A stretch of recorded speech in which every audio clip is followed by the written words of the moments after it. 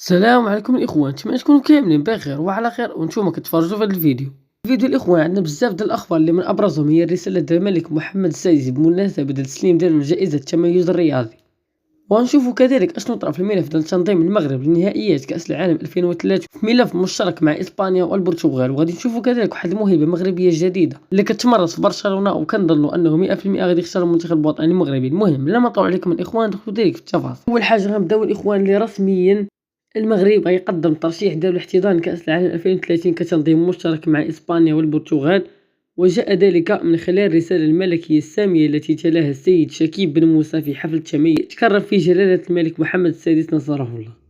وفي ظل هذه الرسالة قال محمد السادس نصره الله الكلمات التالية: أعرب لكم عن عميق ترحيبي بمنح جائزة التميز لسنة 2022 للاتحاد الإفريقي لكرة القدم، وأود بهذه المناسبة أن أحيي حضور جياني أنفانتينو مشيدا بالتزامه القوي تجاه كرة القدم الإفريقية. كما أشكر باتريس موتسيبي على وجوده من أجل تعزيز إشاعة كرة القدم الإفريقية، ولعل ما يجمعني بأخي فخامة رئيس كاغامي الذي يحتفي به الكاف أيضا هو ثقتنا الراسخة في قارتنا وشبابنا.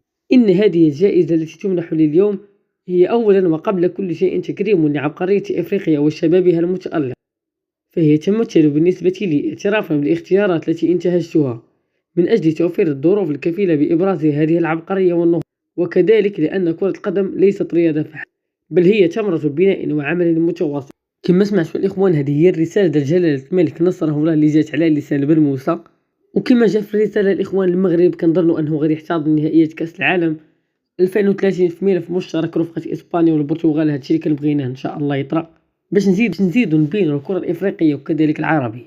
ندوزو الخبر الثاني الإخوان اللي بخصوص واحد الموهبة مغربية كتمارس في برشلونة اللي هي لامين يامال، وهذا الأخير اللي محى جميع التصاور وكذلك البيو اللي كانت مكتوب في أنه كيلعب المنتخب الإسباني، محى أي حاجة عندها علاقة بالمنتخب الإسباني، وهذا إن دل على شيء فإنه يدل على أنه غادي يبغي يمثل المنتخب المغربي.